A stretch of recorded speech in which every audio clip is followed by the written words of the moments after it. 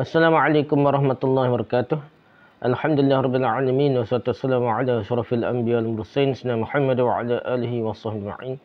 Rabbi shrah li sadri wa yassir li amri wa hlul 'uqdatam min lisani yafqahu qawli, amma ba'du. Kita sama balik kitab kita ni, Maqalah Asri, teguran suci dan jujur terhadap umat mengenai sirah, oleh Maulana Muhammad Asri Yusuf, teguran suci dan jujur terhadap umat mengenai sirah. Dan kita masuk dalam bahagian kedua, iaitu Sayyidina Muawiyah Khalifah Rashid yang teranaya. Dia Khalifah Rashidah, Khalifah Rashid yang teranaya. Bukan Umar bin Aziz tapi Muawiyah.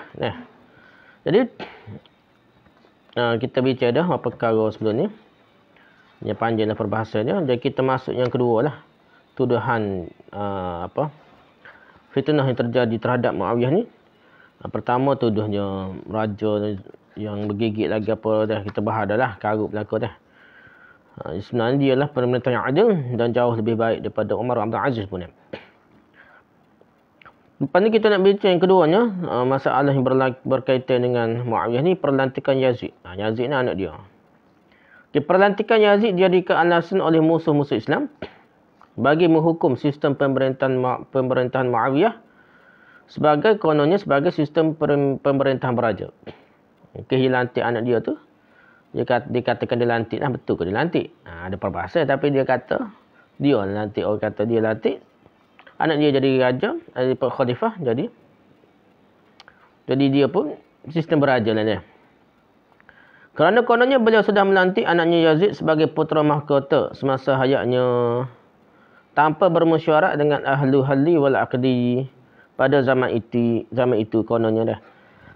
Dan ini jelas sebagai salah satu daripada ciri-ciri sistem beraja dah. Nanti putera mahkota kita kata dah. Apalagi Yazid dikatakan seorang yang tidak layak memegang jawatan itu kerana ia seorang anak muda yang suka berfoya-foya dan dibesarkan dalam keadaan manja sebagai anak raja. Kononnya lah. Selain daripada itu, dia juga seorang yang terlalu bodoh dan ini terbukti pada tingkah lakunya yang suka bermain-main dengan beruk dan lain-lain permainan yang melekakan. Cerita riwayat-riwayat cerita hak kakak macam-macam. Tuduhan terhadap Muawiyah melantik anaknya Yazid yang tidak layak menyandang jawatan khalifah dapat diteguk dengan sejuk oleh generasi kemudian. Ramai percaya ni. Ulama, ustaz guru tu, ustaz pun dah percaya habis ni. Oleh generasi kemudian kerana ditakdirkan Tuhan. Sayyidina Husain radhiyallahu ditegur dengan sejuk oleh generasi kemudian. Terima belaka lah. Kerana ditakdirkan Tuhan, Sayyidina Husain radhiyallahu cucunda Rasulullah SAW terbunuh pada zaman beliau. Ada kata tentera Yazid tuduh dan macam-macam lah. Betul ke tidak lah. Cucu Nabi memang terbunuh Husain tu pada zaman beliau. Bukan zaman Muawiyah. Muawiyah awal lagi berapa puluh tahun pula dah. Lepas hasil abai kepada Husain ni, serah kepada Muawiyah berapa puluh tahun pula dah. Nak boleh kau siapa kau nak siapa ke Husain ni. Tiba-tiba Husain terbunuh pada zaman Yazid ni. Lepas mati Muawiyah, Yazid naik, tiba-tiba Husain terbunuh. Dan dikatakan yang bunuhnya tidak lain daripada Yazid ni. Hama pun riwayat sejarah kata Yazid dia bunuh. Tentera Yazid macam-macam lah dia kata ni. Okey, pembetulan kita nak betul hari ni ya. Bagi mengetahui sejauh manakah kebenaran perkara yang didakwakan ini sehingga boleh dijadikan alasan untuk menghukum pemerintahan Sayyidina Muawiyah radhiyallahu sebagai pemerintah beraja, kita perlu melihat pada beberapa kenyataan. Kita tengok model, kita cek beberapa kenyataan. Pertama, adakah dalam Islam secara mutlak tidak dibolehkan melantik anak atau sanak saudara untuk memegang suatu jabatan? Betul ke? Anak papa tak boleh. Betul ke dah? Dia sebenarnya tidak mutlak dah. Khalifah ke Perdana Menteri ke, 2 penggal ke, 3 penggal, 10 penggal. Sebenarnya tidak ada, Islam tak letak lah. Kita tengok masalah napuk pada satu zaman tu, kalau merintah lebih 2 penggal, boleh buat peraturan. Perdana Menteri tak boleh 2 penggal lah. Raja sepenggal ke apa dah. Pertukaran pergiliran benda tu kadang-kadang ada maslahatnya untuk mengurangkan kediktaturan. Sistem kita ni contohnya raja kita dah. Dia ada raja berpemelagaan ni, rotik dia. Tok Agung ni. Dah jadi Pertuan Agung tukar-tukar. Dia kurang lah jadi kuasa menumpu pada seseorang. Perdana Menteri pun kalau bertukar yakin kurang sikit kuasa dia dah. Kalau lama sangat dia akan jadilah macam SA dulu pada zaman Mahathir. Gitulah cerita dia. Dalam sangat gitu. Tapi benda tu tak mutlak lah. Adakah salah 100% anak Hussein on boleh kau lepas tu Syamsuddin, lepas tu apa? Najib Razak ni. Razak ni. Adakah 100% boleh? Dah. Jika kita perhatikan kitab-kitab siasat syar'iyah, kitab yang khusus membincangkan politik Islam ni mengikut agama. Seperti contohnya kitab Al-Ahkam Sultaniyah karangan Al-Mawardi. Al-Ahkam Sultaniyah karangan Al-Mawardi. Dan Abu Ya'la ada Ahkam Sultaniyah juga dah. Dan Muqaddimah Ibn Khaldun dan Izalatul Khafa. Dan lain-lain kitab lah. Maka kita dapati melantik anak atau sanak saudara yang layak, yang memang yang benar layak memegang suatu jawatan, sama ada ia jawatan biasa atau jawatan menggantikan khalifah, adalah sesuatu yang disepakati oleh para ulama tentang keharusannya. Boleh. Lantik anak pun boleh. Nah, asalkan dia betul-betul layak. Tak tahu boleh beri kerani projek dah. Duit rakyat beri projek kepada anak beranak. Itu memang tak boleh. Tapi kalau dia lantik sebagai kelaikan, nah, memang dia layak sungguh. Tak kisahlah dia anak presiden ke, anak Perdana Menteri ke, anak raja pun dah. Bukan masalah anak, masalah kelaikan. Begitu dia isu rutin ni. Nak beri kota perempuan biar ada berapa peratus dalam pemerintah jadi menteri ke apa. Karut juga tu. Tak kisahlah berapa orang pun yang kata layak. Kalau dia tak layak, berilah. Tiba-tiba ada lelaki lebih layak kerana dia ikut kota. Sepatutnya lelaki pergi kerana kota dia rutin jadi masalah. Benda ni berlaku di England, di banyak negara Eropah. Jadi masalah pun ada kota dah. Perempuan tidak layak pun kerana ada kota, dia terpaksa buat orang lelaki. Dia lebih layak. Dia tak boleh makan begitulah kita cerita sini. Anak perkali layak tak ada masalah. Rujuk Al-Ahkam Sultaniyah Al-Mawardi halaman 8, Al-Ahkam Sultaniyah Abu Ya'la halaman 6, halaman 9, Muqaddimah Ibn Khaldun halaman 376 hingga 377, dan Izalatul Khafa jilid 1 halaman 5. Yang kedua, adakah Yazid itu seorang yang layak memegang jawatan khilafah atau memang sebenarnya tidak layak? Betul ke? Tidak layak dah. Kerana mempunyai sifat seperti yang dikemukakan oleh penulis-penulis sejarah yang terdiri daripada musuh Islam itu dah. Penulis sejarah ni kadang-kadang dia tidak musuh Islam, orang peringkat awal hak rekod cerita musuh Islam lah. Tapi dia kutip-kutip dah, boboh dalam kitab yang kemudian. Bagi mengetahui perkara ini, kita tidak boleh merujuk kepada orang seperti Abu Mikhnaf Al-Kalbi, Al-Waqidi, Hisham bin Sa'im Al-Kalbi dah. Dan lain-lain. Perempuan ini memang Syiah kuat lah. Dan mereka ni memang banyak cerita buruk tentang sahabat. Tetapi kita perlu melihat dan merujuk kepada orang yang sudah diterima oleh umat ini sebagai orang yang adil. Di sini dikemukakan beberapa contoh pengakuan daripada sahabat dan tabi'in tentang Yazid. Ada baca pokok kepala pengak Syiah ni. Jadi kena baca, dengar dulu kata-kata sahabat, kata-kata tabi'in tentang Yazid. Okey, pertama. Al-Balazuri menukilkan bahawa Amir bin Mas'ud Al-Jumahi berkata, ketika saya berada di Mekah, datanglah seorang membawa berita tentang kematian Muawiyah. Di Mekah dah siapa berita ni? Muawiyah ni denulah di Syam ni. Kami pun bangun dan pergi menemui Ibn Abbas. Ketika itu beliau juga berada di Mekah. Di samping beliau ada berapa orang sedang duduk. Hamparan di hidangan sudah dibukakan, tetapi makanan belum lagi dihidangkan pada ketika itu. Maka kami pun berkata kepadanya, wahai Ibn Abbas, utusan datang membawa berita kematian Muawiyah. Mendengar berita itu, beliau terdiam seketika. Ya, Ibn Abbas diam. Kemudian beliau berkata, ya Allah, perluaskanlah rahmatmu untuk Muawiyah. Demi Allah, bukanlah dia sama seperti orang yang sebelumnya. Dan tidaklah pula akan datang sudahnya orang sepertinya lagi. Maksudnya, tidaklah sehebat 4 orang khalifah sebelum dia. Kau dah. Tapi dia tak akan, tak ada orang yang akan serupa dia lah. Dia sangat hebat dah. Oleh itu, hendaklah kamu berada di tempat masing-masing dan serahkan ketaatan dan bi'ah kamu kepadanya.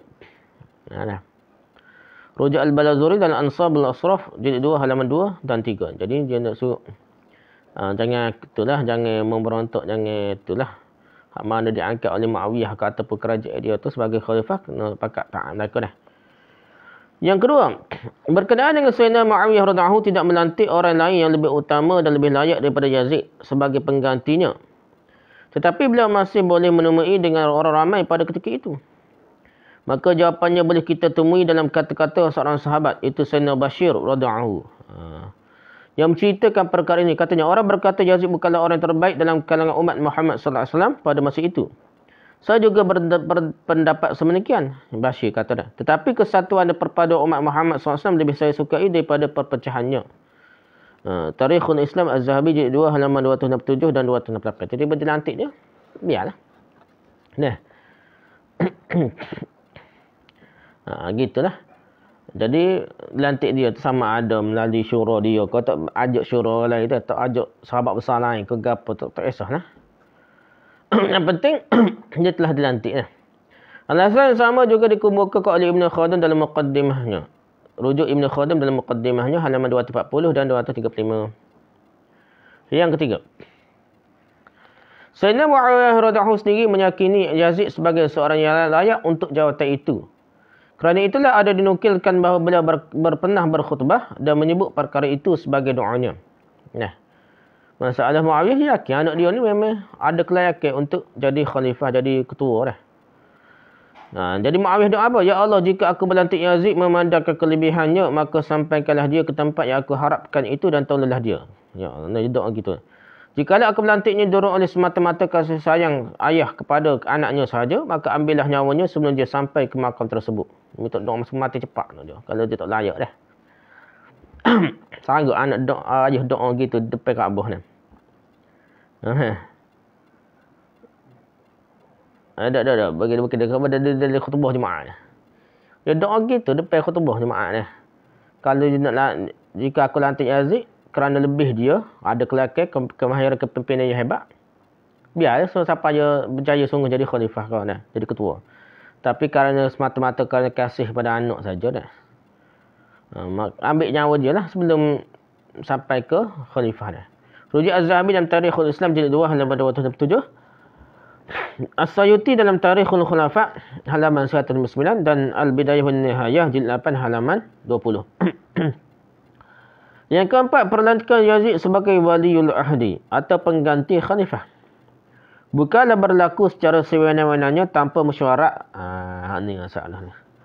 Kita tak dengar cerita dengan jajah gitu tanpa mesyuarat, tanpa perbincangan dak. Lantik menteri baru tanpa tanpa perbincangan dak.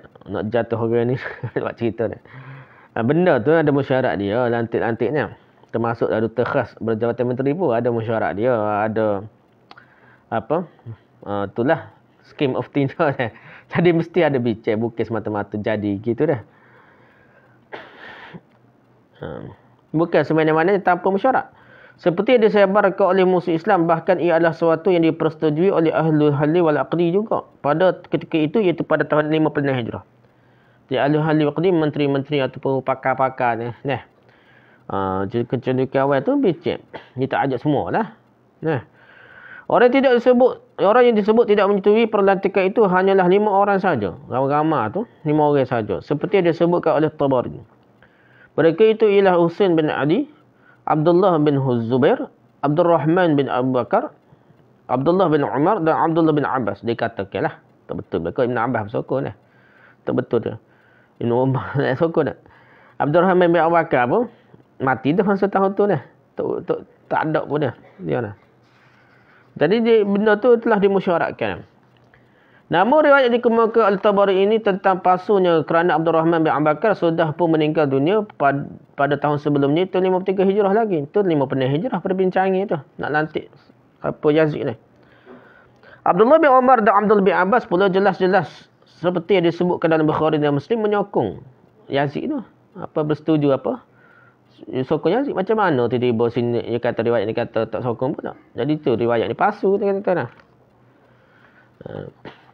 Ini menunjukkan mereka berdua sudah pun berbai'ah janji taat setia pada ketika itu. Kalau ada pun hanyalah Abdullah bin Zubair dan Husain bin Ali sahaja, dua orang itulah tokoh-tokoh besar, iaitu Abdullah bin Zubair, anak Zubair, Ibn Zubair dan Husain bin Ali. Sebetulnya mereka berdua ini bersetuju pada ketika itu pun sebenarnya. Namun jika kita tetap mengandaikan bahawa mereka tidak bersetuju, maka apalah kedudukan mereka berbanding dengan sekian ramai para sahabat besar, kibarus sahabat yang sudah bersetuju pun dengan perlantikan itu dah. Nak kata kibarus sahabat sikit lah, maksud sahabat-sahabat, sohir sahabat pun ramai setuju dengan sohir sahabat pun. Pasal Abdullah bin Zubair ni anak-anak kecil masa Nabi wafat tu, puak-puak dia kecil-kecil belaka dah. Nampak besar, pasal Ibn Abbas tu besar dah tu. Jika Sayyidina Ali radhiyallahu boleh terima sebagai khalifah, padahal masih ramai sahabat yang masih tidak berbai'ah kepadanya. Ali ni dia. Ramai sahabat besar tidak bai'ah jadi taat setia pada Ali ni. Kenapa Yazid dianggap tidak berhak menyandang jawatan pengganti khalifah? Kerana bantahan daripada dua orang tersebut saja. Zubair, Ibn Zubair dengan Husain bin Ali ni, cucu Nabi tu, dua itu je. Hal lain bai'ah janji taat setia berlaku. Selain itu, perawi utama dalam riwayat Tabari ini adalah seorang yang majhul, tidak dikenali. Majhul. At-Tabari hanya menyebutkan tentang perawi ini dengan rajulun bin Nakhlah. Ini berat lagi, rajulun bin Nakhlah. Dan menyebutkan kunyahnya iaitu Abu Aun. Siapa dia? Tak tahu ni. Imam Zahabi dalam Mizanul I'tidal mengatakan Abu Aun mengambil cerita ini daripada Ismail bin Ibrahim. Dan dia pula mengambil daripada Ya'qub bin Ibrahim. Sedangkan kedua-dua orang ini adalah orang yang lemah. Ismail bin Ibrahim dan Ya'qub bin Ibrahim ni lemah. Orang yang lemah dan banyak tersalah dalam meriwayatkan cerita. Tu dia orang itu lemah dah. Dia ni pula, Abu Aun ni tidak dikenali pula. Cerita ni nak pakai. Yang kelima.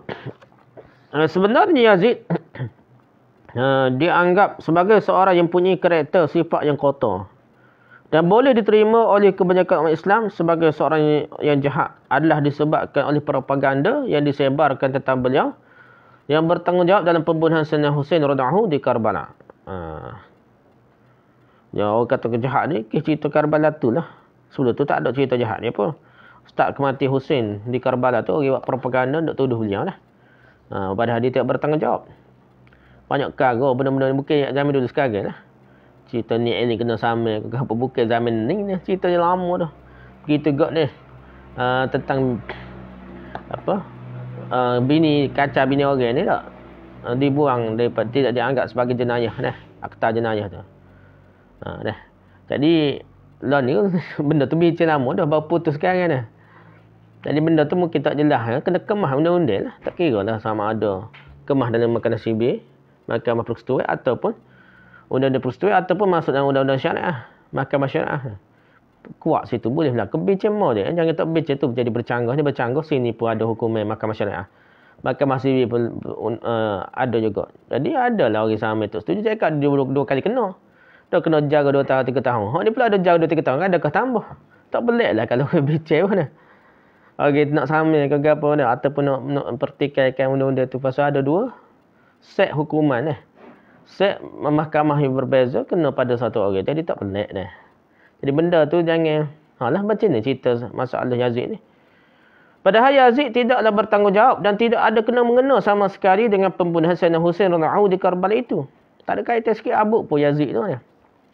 Alasannya ialah pertama, pembunuhan Sayyidina Husain radhiyallahu sebenarnya mengakui bahawa mereka yang membunuh Sayyidina Husain radhiyallahu dan mereka ialah Syiah Kufah. Dia panggil Husain ni Syiah Kufah. Dan mereka dia pun mengaku mereka bunuh. Tu dia berkata tubuh tu. Mereka menyesal dah. Mereka yang bunuh Sayyidina Husain lah. Lepas tu tuduh kepada orang lain dah.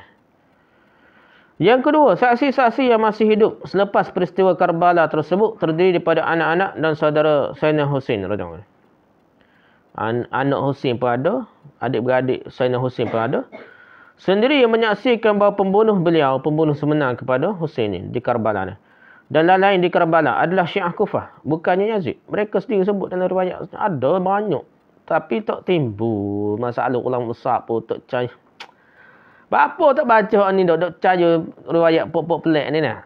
Padahal ada riwayat hak pokok ni mengaku bahawa dia yang bunuh tu Syiah Kufah. Kenapa tak baca sekali? Tinggal baca untuk riwayat ni nah. Perkara ini dapat dilihat dalam kitab-kitab Syiah seperti Al-Ihtijaj, Jila'ul Uyun, Majalisul Mu'minin dan lain-lain lagi dah. Jelas sekali pak ni anak beranak mereka pun kata Syiah Kufah yang bunuh Husain, bukannya Yazid. Yang ketiga, selain daripada 2 bukti utama yang disebutkan sebelum ini, terdapat bukti-bukti sokongan yang menunjukkan bahawa Yazid tidaklah membunuh ataupun tidaklah menyuruh membunuh Sayyidina Husain radhiyallahu dan keluarganya di Karbala. Zainab adalah saudara perempuan Sayyidina Husain radhiyallahu. Zainab ni adik-beradik Husain lah. Anak Ali jugalah dah. Jadi layak dengan begitu baik sekali oleh Yazid di Syam sehingga tidak mau pulang ke Madinah sama sekali. Jauh sekali akan pergi ke Kufah. Kufah ni pusat Syiah di Iraq ni. Jadi Zainab ni tiba selamat. Dia selamat tu dia pergi ke Syam. Kalaulah dia tahu Yazid tentera Yazid yang bunuh yang membunuh saudara adik-beradik dia Husain. Mesti tak pergi ke Syam. Mesti nak balik ke Madinah ke paling kurang dah. Jadi duduk di Syam. Dia rasa lebih terselamat, lebih jauh daripada terancam daripada masalah di Syam dah. Jadi dia duduk, adik-beradik dan anak-anak cucu Husain ni banyak pergi ke Syam. Kerana tempat lain tu bahaya berlaku dah. Orang menunggang keturunan dia dah. Untuk propaganda politik dah. Macam orang tunggang agama Islam lah. Padahal setengah tu tidak Islam pun dah. Bubuh nama Islam dah. Menunggang nama Islam dah macam-macam lah. Sehingga kini kuburnya masih ada di Syam, kubur Zainab ni. Dan Ali Zainal Abidin mempunyai hubungan yang sangat rapat dengan Yazid. Ali Zainal Abidin hak kata Imam Syi'i Imam 12 tu duduk di Kufah. Tak tahu duduk mana, tapi dia ni memang rapat dengan Yazid. Takkanlah dia tahu yang membunuh tok nenek dia dah. Ali Zainal Abidin ni dah tok nenek dia Husain, anak atuk dia tu. Ayah dia dah membunuh ayah dia. Tiba-tiba duduk baik dengan pembunuhnya Yazid. Pelik lah dah. Beliau tidak ikut serta dalam pemberontakan Ibn Zubair atau mana-mana pemberontakan yang lain. Lepas tu anak cucu pada Husain ni tidaklah memberontak dah. Tidak bersama dengan Ibn Zubair. Tapi dia pergi pula. Kalau benda tu memang Yazid je bunuh, takkanlah anak cucu Husain ni dah. Anak dia, cucu dia, lepas tu adik-beradik Husain ni pergi ke bawah Yazid ni. Mesti ada benda orang lain yang membunuh dia. Okey, tu tuduhan yang kedua lah. Yang ketiga dah, tuduhan memaki hama Sayyidina Ali di atas mimbar. Dia kata Muawiyah ni memaki Ali. Betul ke tidak? Sayyidina Muawiyah radhiyallahu dikatakan memaki hama Sayyidina Ali radhiyallahu di atas mimbar masjid. Begitu juga beliau menyuruh gubernurnya, menteri-menteri besar di negeri dia tu, di wilayah masing-masing berbuat demikian. Perbuatan memaki hama Sayyidina Ali radhiyallahu dan Ahlul Bait dikatakan berterusanlah hingga ke zaman pemerintahan Umar bin Abdul Aziz. Jauh dah. Kutuk Sayyidina Ali ni siapa ke zaman Umar bin Abdul Aziz ni. Bila beliau menjadi khalifah, barulah perbuatan keji ini dihentikan atas arahan beliau. Muawiyah je suruh dah. Betul je. Okey, pembetulan dah.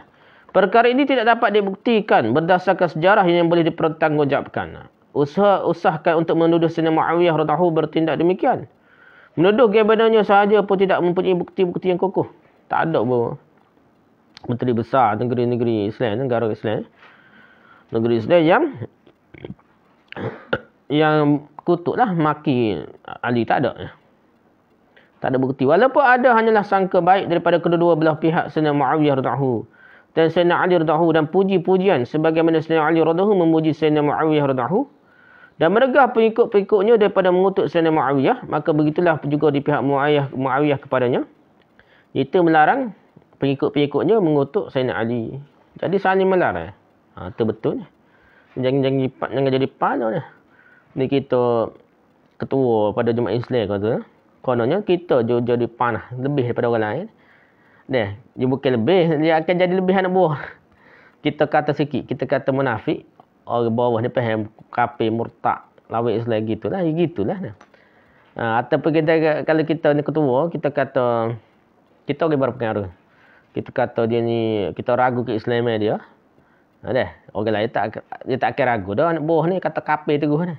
Begitulah orang berpengaruh cakap ni nak ketua ni. Tiba-tiba Muawiyah ni ya suruh anak buah dia. Dia sejuk. Jangan hina, jangan maki Sayyidina Ali. Begitu Ali radhiyallahu juga kata janganlah kata huduh, janganlah maki, janganlah kata tak baik kepada Muawiyah dah. Saling elok mengelak daripada kata. Abu Hanifah pernah menulis Sayyidina Ali radhiyallahu mendapat tahu bahawa Hujur bin Adi dan Ammar bin Al-Hamik memaki hamun Sayyidina Muawiyah radhiyallahu dan menggalakkan juga orang lain berbuat begitu dan mereka melaknat penduduk Syam. Maka Sayyidina Ali radhiyallahu mengutuskan orang supaya mereka segera menahan lidah-lidah mereka. Maka kedua orang itu terus datang ke hadapan Sayyidina Ali radhiyallahu dan berkata, "Wahai Amirul Mukminin, bukankah kita berada di atas kebenaran dan penduduk Syam berada di atas kebatilan?" Maka beliau menjawab, "Demi Tuhan Kaabah, memanglah benar begitu. Ijtihadnya memang begitulah." Maka kata mereka, "Jika begitu, mengapa Tuhan mencegah kami memaki hamun dan melaknat mereka?" Beliau menjawab, "Aku tidak suka kamu menjadi orang yang suka memaki hamun dan suka melaknat." Urja Al-Akhbar At-Tiwal halaman 135 dan Nahjul Balaghah halaman 398 dah. Kitab Syiah ni. Jadi tak boleh melaknat ke apa dah. Ibn Katsir berkata ada salah seorang pendukung Sayyidina Ali radhiyallahu anhu yang ikut serta dalam peperangan Siffin. Bersama beliau berkata, "Ya Allah, laknatlah penduduk Syam." Apabila Sayyidina Ali radhiyallahu anhu mendengar kata-kata orang itu, beliau pun terus berkata, "Janganlah kamu memaki penduduk Syam, kerana sesungguhnya di sana ada abdal. Sesungguhnya di sana ada abdal lah. Tok wali lah. Wallahu a'lam lah, kita kuat setah mana. Tapi Sufi pergi mana lah cerita ni nak. Rudi' al-Bidayah wa Nihayah jilid 8 halaman 20, Musannaf Abdul Razak jilid 11 halaman 249.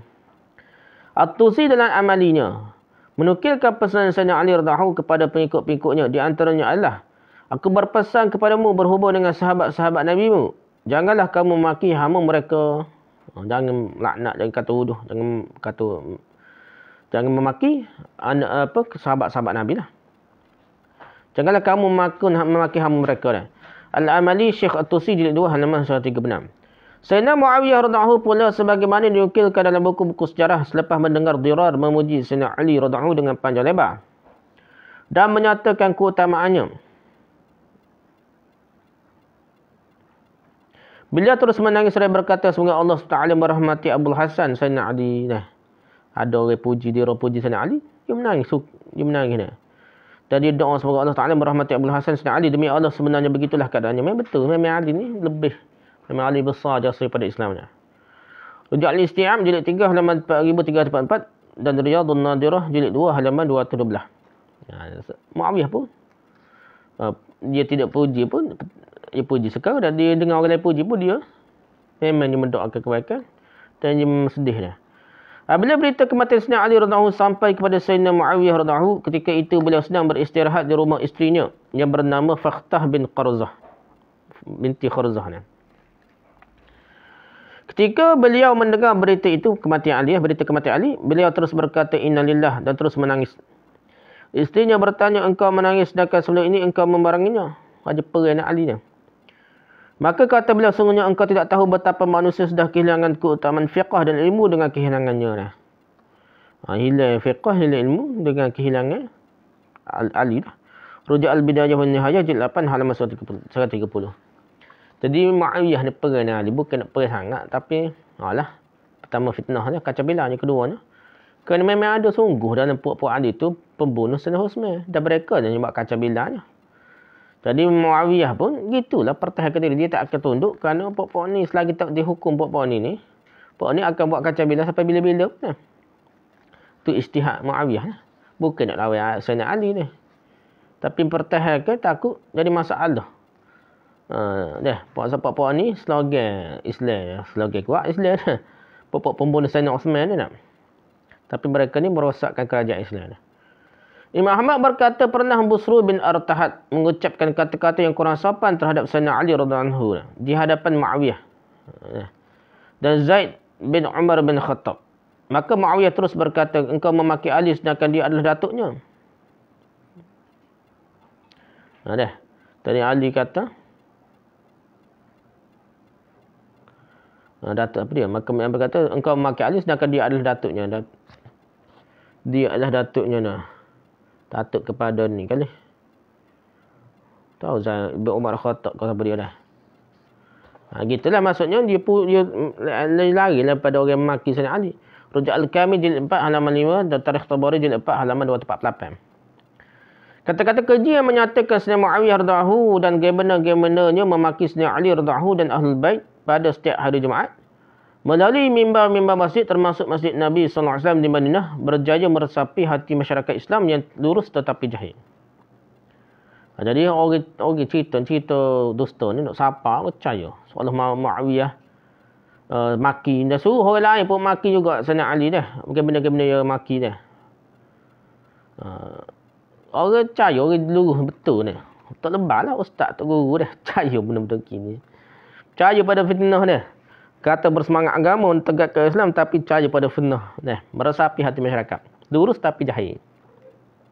Ustaz yang jahil ni. Ada juga ustaz yang tak ada lah.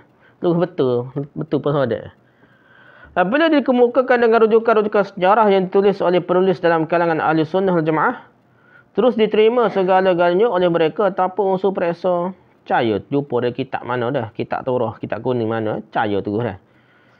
Kata Muawiyah suruh paki je. Alasan mereka sekiranya perkara itu bukan suatu fakta dalam sejarah Islam, masakan mereka memberi ruang untuk sesuatu yang tidak benar dalam kitab-kitab mereka, kitab-kitab Muqtabar besar ni? Takkanlah tak betul. Mudah kata dia. Mereka tidak mencari bahawa buku sejarah ditulis oleh tokoh ahli sunnah wal jamaah itu pun adalah gedung dan khazanah. Terus simpannya bahan-bahan sejarah yang masih mentah dan belum diproses lagi. Dia belum layak dijadikan fakta yang 100% benar. Tabari kon Zahabi kon kau besar-besar dah. Tarikh Dimashq semua tu pakai bubuh habis. Setiap benda dengar semuanya bubuh sanak ni. Kepada dia bubuh. Kira betul ke karut kau mengarut bubuh belaka ni. Tanggungjawab mereka hanyalah mengumpulkan fakta yang betul yang salah palsu semua bubuh. Hakikat ini dapat dilihat pada kaedah yang digunakan oleh penulis-penulisnya seperti pertama, mukakan sanad bagi riwayat-riwayat yang diutarakan. Cerita bubuh sanad belaka walaupun cerita tu betul ke karut ke bubuh sanad belaka. Yang kedua, memasukkan kenyataan-kenyataan saling bertentangan dan tidak mungkin dikompromikan sama sekali. Kadang-kadang cerita sebelah menyebelah cerita ni, oh ni kata gini, oh ni cerita kata gini. Dia tak kata lah ni sahih tak sahih, dia kata dia cerita habis, dia bubuh sanad, cerita ni bercanggah sekata perkata, ni cerita lain pula bercanggah sekata perkata. Dalam benda yang sama, bab yang sama, tiba-tiba bercanggah sekata perkata.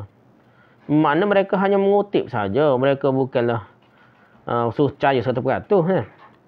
Yang ketiga, begitu juga dengan akidah pengarang-pengarang tersebut berkenaan orang sahabat yang menjadi topik perbicaraan dalam riwayat dikemukakan oleh mereka dan lain-lain.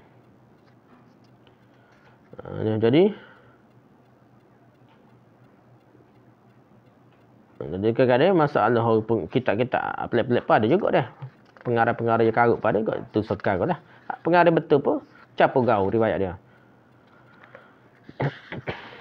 Mana kita nak pergi? Kitab-kitab dijadikan oleh penuduh-penuduh dan penyebar diayah-diayah ini sebagai rujukan dalam tuduhan mereka terdiri daripada 4 buah kitab. 4 buah kitab ni kitab besar yang jadi hujah lah. Cerita-ceritanya tuduh pada sahabat ni nak.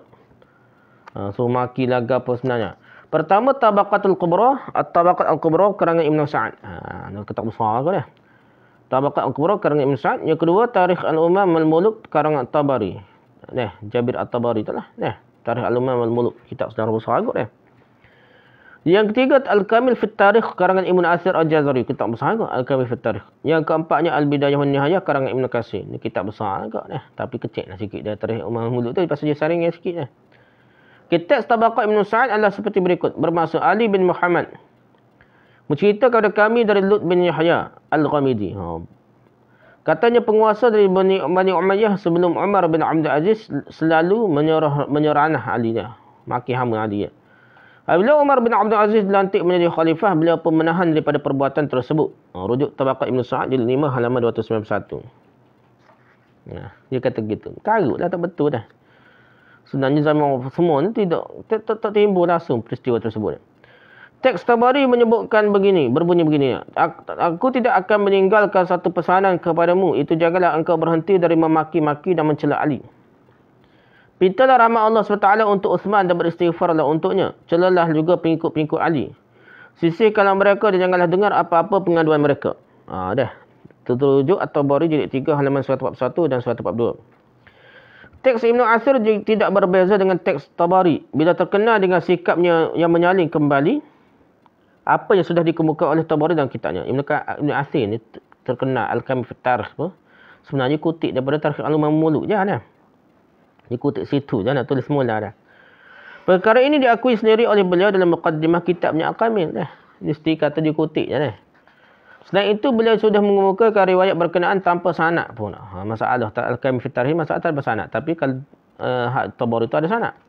Dan tentu sekali sanadnya sama sahaja dengan sanad Tabari sebagaimana isinya juga sama dengan isi riwayat Tabari. Nak cari sanad, cari Tabari juga. Tak lesah jugalah. Kalau baca kitab Al-Kamil Fit Tarikh Ibn Asir Al-Jazari, tak lesah masalah kerana dia sanadnya tetap berada dalam kitab Tarikh Al-Umam Al-Muluk At-Tabari. Teks Bidayah Wan Nihayah pula berbunyi. Apabila Marwan menjadi gubernur Madinah bagi pihak Muawiyah, dia selalu menyerahkan Ali pada setiap kali Jumaat di atas mimbar sehingga Hasan bin Ali berkata kepadanya, sungguhnya Allah SWT sudah melaknat ayahmu Al-Hakam. Ketika mana engkau berada dalam subinya melalui lidah Nabi begini, Allah Ta'ala melaknat Al-Hakam dan keturunannya. Rujuk Al-Bidayah wa Nihayah jilid 8 halaman 259. Jadi, dalam Bidayah wa Nihayah, Bidayah wa Nihayah Ibnu Katsir, orang hebat dah. Anak murid kepada Syekhul Islam Ibn Taymiyah dah. Tiba-tiba dia kata, dalam riwayat dalam kitab dia sebut, sumpah seranah menyerah, bukan menyerah saja, sumpah seranah Ali pada setiap kali Jumaat. Bagaimana Madinah? Apabila Marwan jadi gubernur Madinah bagi pihak Muawiyah. Jadi Marwan ni jadi gubernur Madinah maksudnya. Kerajaan Muawiyah ada. Dia pun kutuk kali Ali dah pada setiap kali Jumaat. Hasan bin Ali pula kata baliklah. Sungguhnya Allah Ta'ala sudah melaknat ayahmu Al-Hakam. Hakam ni Marwan bin Hakam. Hakam tu ayah kepada Marwan. Ketika mana engkau berada dalam selubinya. Maksudnya tak lahir lagi lah. Melalui lidah Nabi je. Kata lidah Nabi. Begini. Allah Ta'ala melaknat Al-Hakam dan keturunannya. Termasuk dalam Marwan keturunannya. Cerita karut lah. Cerita karut. Kita lagi kedua. Keempat riwayat yang dikemukakan dalam 4 buah buku sejarah tersebut tidak boleh dijadikan sandaran dan tidak boleh dipertanggungjawabkan kerana berapa sebab. Antaranya pertama, riwayat pertama dalam tabaqah itu dinukilkan daripada Lut bin Yahya dan adalah kata-katanya sendiri, bukanlah kata-kata salah seorang tabi'in pun. Kata-kata Lut bin Yahya sahaja ni dan bila Lut bin Yahya lewat dah lah. Jadi bagaimana dia dapat menceritakan sesuatu yang tidak berlaku pada zamannya dalam keadaan tiada orang yang menyaksikan peristiwa tersebut melainkan daripada kalangan tabi'in yang mencerita kepadanya. Apalagi jika dilihat kepada kedudukan Lut itu sendiri pada pandangan tokoh-tokoh ulama rijal, ulama-ulama tokoh cek perawi hadis ni. Mereka memperkenalkan Lut dengan kata mereka Abu Mikhnaf Lut bin Yahya adalah seorang yang rosak, tidak boleh dipercayai, lemah, tidak berguna, Syiah hangus dan ahli cerita mereka ni. Syiah hangus, Syiah kerak, Syiah melampau dah. Rujuk Mizan dan I'tidal Az-Zahabi jilid 2 halaman 330, Lisan dan Mizan jilid 4 halaman 402 dan lain-lain. Jadi perawi Syiah. Hak cerita pertama dah. Jadi hak berarti zaman Umar bin Aziz, berarti lah anak Ali dah. Sumpah Ali dah. Tahan Lut lebih haya. Yang kedua, riwayat kedua yang dikemukakan Al-Tabari. Riwayat kedua tu pasal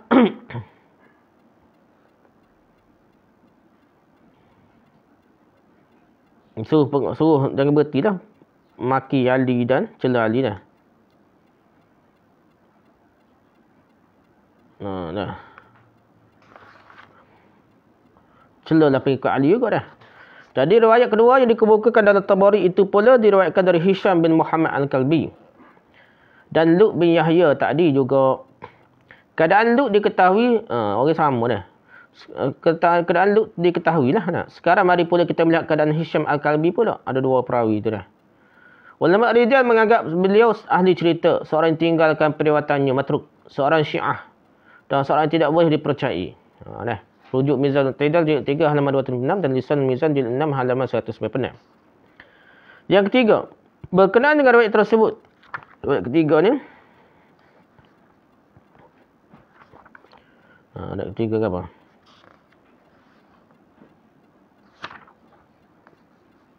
Satu, dua. Tiga ni serupa kedua ni lah. Berkenaan dengan riwayat tersebut Al-Kamil Fit Tarikh ni lah. Ibn Athir Al-Jazari itulah. Itu bukanlah satu riwayat berlainan dari riwayat dikemukakan oleh Tabari. Serupa lah dengan riwayat kedua lah. Kerana itu lafaz riwayat kedua-duanya lebih kurang sama sahaja. Apalagi jika dilihat kepada pengakuan Ibn Asir sendiri. Dalam muqaddimah kitabnya Al-Kamil dengan berkata bahawa saya mengambil bahan-bahan sejarah terdapat dalam tarikh At-Tabari kerana semata-mata bersandar kepadanya sahaja. Maka sikap menciplak Ibn Asir daripada Al-Tabari di sini sisi ulama dianggap sebagai salah satu musallamat. Perkara yang diketahui dan terima oleh semua orang. Jadi semua orang tahu dah. Musallamat dah. Semua terima Ibn Asir ni hanya dia buai dah. Sanak dia bawa cerita semula dah. Dalam tarikh dalam Al-Kamil Fit Tarikh. Yang keempat, riwayat dan Bidayah wa Nihayah. Nah. Hak cerita pasal Muawiyah suruh Ali dah pada setiap kalimat. Riwayat keempat dikemukakan oleh Ibn Katsir dalam kitabnya Al-Bidayah wa Nihayah di bawah biografi Marwan bin Al-Hakam. Lepas tu asal pula laknat lah. Asal kata Allah laknat Al-Hakam dan keturunannya lah. Marwan bin Hakam tu lah. Di bawah biografi Marwan bin Al-Hakam. Sebenarnya riwayat ini hanya terdapat dalam setengah naskah Al-Bidayah wa Nihayah saja. Tidak semua naskah Bidayah wa Nihayah. Sedangkan dalam naskah cetakan penerbit Mesir tidak terdapat riwayat tersebut. Satu kali lah. Selain itu tidak disebutkan sanadnya pula dah. Yang membolehkan kita mentakhrijnya dan mengkaji riwayat tersebut. Keadaan suatu riwayat terdapat dalam satu naskah dan tidak terdapat dalam naskah yang lain adalah meragukan. Padahal Tabari yang menjadi rujukan Ibn Katsir sendiri pun tidak mengukuhkan riwayat dari Ibn Katsir ini. Ibn Katsir ini. Benar ni tak ada. Ibn Katsir ni Bidayah wa Nihayah ni sebenarnya ringkasan kepada ringkasan kepada kitab Tarikh Al-Umamul Muluk juga. Ibu dia tak ada Tarikh Al-Umamul Muluk lah. Dan begitu je kitab tafsir Ibn Katsir, ringkasan pada kitab tafsir Tabari tu besar kot dah. Jadi bapak dia semua tu Tabari dah, Ibn Jarir At-Tabari, tafsir pun dia, tarikh pun dia dah. Tarikh Al-Umamul Muluk. Jadi tak ada dalam kitab besar pun tak ada. Mana takut orang masuk ni. Sedangkan Bidayah Nihayah ni pun ada masalah juga. Sebenarnya pergi ke barat, mari ke negara Arab pula cetakan, takut ada orang tertentu masuk ni. Maka bagaimana riwayat dikemukakan oleh ahli sejarah yang hidup pada abad ke-8 seperti Ibn Katsir 774 Hijrah akan diterima dalam keadaan tidak ada sanadnya sama sekali dan bercanggah pula dengan kedudukan sahabat yang sudah diakui semua tentang keadilannya. Cerita tu ada masalah. Tak tahu punca mana. Kita percaya tambah-tambah nampak buruk ni. Kita kena tolak dululah. Mengikut keyakinan ahli sunnah wal jamaah memaki-maki antara pihak Muawiyah dan Ali tidak pernah berlaku. Waktu hak sebenarnya. Ia tidak lebih daripada rekaan musuh-musuh para sahabat. Bagi merendah-rendahkan kedudukan mereka, kedudukan para sahabat pada pandangan orang ramai. Nampak bodoh. Orang politik pun zaman ni sahabat lah. Macam balah di parlimen gitu kan. Namun jika ada orang yang tetap berdegil mengatakan berlaku maki hamun daripada pihak Muawiyah kepada pihak Ali dan ahli bait dengan bersandar kepada buku sejarah semata-mata, maka kita akan menganjurkannya supaya menerima juga kenyataan yang terdapat dalam buku sejarah bahawa Sayyidina Ali radhiyallahu dan pengikut-pengikutnya juga ada memaki hamun Muawiyah dan pengikut-pengikutnya bahkan lebih daripada itu lagi berat lagi kata kaum Muawiyah dah. Riwayat sejarah ini sudah pergi jauh ke hadapan. Apabila dia menyatakan bahawa pihak Ali yang mula-mula memaki hamun pihak lawannya Muawiyah. Pihak Ali dulu maki hamun. Barulah balas balik pihak Muawiyah. Perkara dilakukan oleh Muawiyah dan pengikut-pengikutnya tidak lebih daripada tindak balas terhadap perbuatan pihak Ali dan pengikutnya saja. Jadi pihak Ali juga buat perangai dulu. Baru pihak Muawiyah balas. Kalau mereka dapat menerima hakikat ini, maka mengapa pula mereka marah apabila pihak Muawiyah bertindak balas terhadap orang yang menghinanya. Sekarang marilah kita lihat riwayat-riwayat menyatakan perkara ini. Nyawa hak kata. Gaya Ali lah start kata huduh dulu kepada pihak Muawiyah ni. Sekarang itulah dulu perbincangan kita. Nak zuhur nak. Tak ada dah. Wallahu a'lam. Subhanakallahumma hamdika subhanakallahumma hamdika subhanakallah hamdika asyhadu an la ilaha illa anta astaghfiruka wa atubu ilaik. Assalamualaikum warahmatullahi wabarakatuh.